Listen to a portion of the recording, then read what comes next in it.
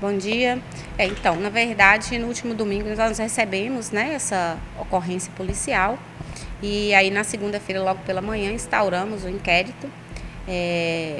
Percebemos que ali houve um confronto até bastante intenso em razão dos números de disparos que foram que haviam, né, no veículo abordado.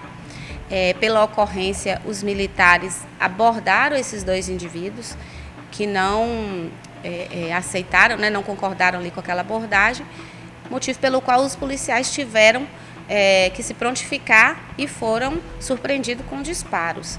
É lógico que numa situação dessa os militares iriam repelir essa agressão injusta e iminente. Então, pelo que consta na ocorrência, é isso. Então, nós agora vamos apurar, de fato, nossa perícia esteve no local. Os indivíduos, um deles já possuía passagem, né, por tráfico, o outro, apesar de não ter ficha criminal, nós vamos avaliar se tinha ocorrências, né, registradas, e ao que consta também os dois estavam armados. Então, motivo pelo qual, nesse momento, nós vamos analisar como foram esses disparos, as trajetórias desses disparos, para a gente identificar de fato ali como as circunstâncias se deram. Doutora, quando acontece uma situação como essa, a exemplo de outros confrontos que foram registrados em Teófilo Otoni no ano passado, muitos questionamentos surgem principalmente nas redes sociais. Há muitas ponderações das pessoas que muitas vezes são ligadas às pessoas que eventualmente foram mortas. Mas a gente sabe que talvez não vai surgir efeito esse questionamento que é feito em rede social. Qual que é a situação indicativa para essas pessoas e como que a polícia vê essas questões de ponderações, de que talvez estava armado, talvez não estava armado, como que aconteceu talvez diferente daquilo que está sendo anunciado pelas autoridades? A senhora tem lidado com esse tipo de situação? Olha só, todo procedimento, todo homicídio, independente de quem seja a vítima, ele é instaurado pela Polícia Civil, haja vista a atribuição da Polícia Judiciária investigar, inclusive em casos onde existe confronto com morte de civil. Então, nós já temos pacificado esse entendimento da atribuição do Tribunal do Júri, então, competência da Polícia Civil.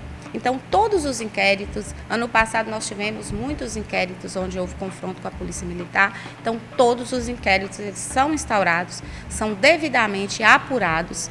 Se houver alguma forma, alguma prova de que não é realmente o que está no boletim de ocorrência, é óbvio que nós também reportaremos isso ao Ministério Público. Não é o caso, eu antecipo, por quê?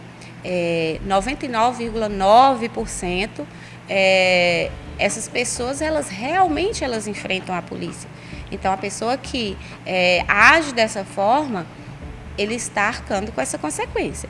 Então, e também não somente a Polícia Civil e somente a Polícia Militar tratam do assunto. Assim que nós terminamos o inquérito policial, ele é levado ao crivo do Ministério Público, inclusive o promotor de justiça com atribuição no controle externo da atividade policial. Além do juiz criminal, a promotoria do controle externo que avalia nossa atribuição, tanto da Polícia Militar, Polícia Civil, Polícia Penal, socioeducativo, bombeiro. Então, a atividade policial ela é controlada pelo Ministério Público. Se nós agirmos com abuso, nós vamos ser penalizados. Então, todo o procedimento ele é levado, então eu deixo a sociedade muito tranquila, porque a gente faz um trabalho com muita seriedade, até porque lá na frente nós temos um promotor de justiça que vai avaliar o nosso trabalho. Mas esse questionamento feito na rede social, a senhora acha que isso ajuda em alguma coisa? Não seria melhor as pessoas procurarem os meios legais, de repente vir conversar com a senhora, se elas têm uma versão diferente daquilo que está sendo apresentada, se tem algum questionamento, a senhora acha que não deveria ser formalizado isso? Porque a gente tem deparado e muitas vezes essa cobrança vem para a própria imprensa, até como se a imprensa tivesse alguma responsabilidade nisso. Mas eu queria ver com a senhora o seguinte, isso ajuda em alguma coisa, essa manifestação na rede social? Na verdade, nossas portas estão abertas. Então, as pessoas utilizam das redes sociais e muitas vezes não são familiares, a maioria das vezes, muito pelo contrário. Isso faz com que a família fique mais indignada, talvez pensamentos que não existiam, passam para essa família um sofrimento que a família está passando, por mais que a gente esteja lidando com indivíduos que estavam envolvidos na criminalidade, na maioria das vezes, a gente não quer ver família sofrer. Então, muitas vezes, comentários acabam trazendo mais desconforto ainda para essas famílias. Mas qualquer dúvida, qualquer informação, nós estamos abertos.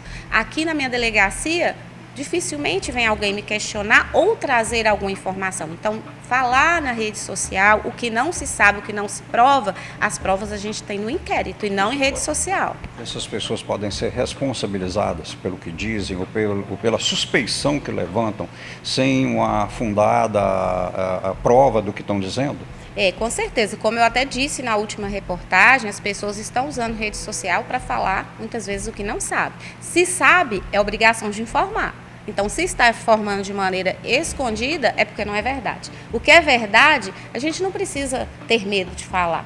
Agora, pode vir na delegacia para não ser identificado. Claro que nós vamos receber essa pessoa com toda a segurança, mas falar em rede social e não provar é a mesma coisa que nada.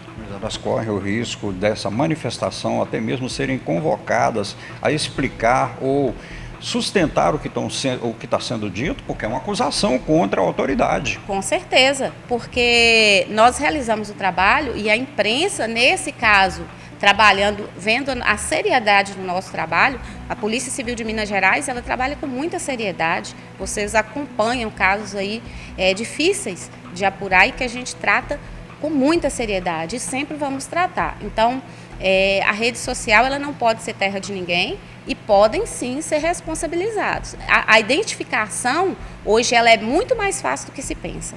Doutora, inclusive eu queria perguntar à senhora se é verdade, se é verídica algumas fotos que circulam na rede social onde essas pessoas estariam até com armas, né, possando até com fuzil, o que teoricamente seria já uma prova que eles estariam envolvidos no tráfico de drogas, no crime. Nós estamos recebendo essas informações, né, de pessoas também que não querem se identificar. Nós vamos ver se realmente, né, essas fotos são fidedignas, se não há uma montagem, porque de fato a gente recebe informações de todas as maneiras. Mas havendo sim essa possibilidade desses indivíduos anteriormente ao falecimento estarem portando arma, usando arma aí nas regiões aí da cidade, é claro que isso já é um indicativo do envolvimento, uma prova ainda mais robusta desse envolvimento e de fato, se comprova da forma que eles estavam no dia do fato, né? Os dois armados com drogas, o que fecha bastante essa informação do envolvimento com o tráfico. Um dos envolvidos, ele possui ficha por tráfico de drogas, possuía. O outro, não temos informações de antecedentes, mas precisamos avaliar e analisar o envolvimento através de ocorrências policiais, que também são indicativos do tráfico de drogas, né? Mas isso ainda nós vamos comprovar durante a investigação. A perícia, o resultado vai ajudar muito nessa conclusão, doutora? A senhora já teve uma conversa prévia com o perito, inclusive, que esteve no local? Um excelente perito, esteve muito competente, esteve no local.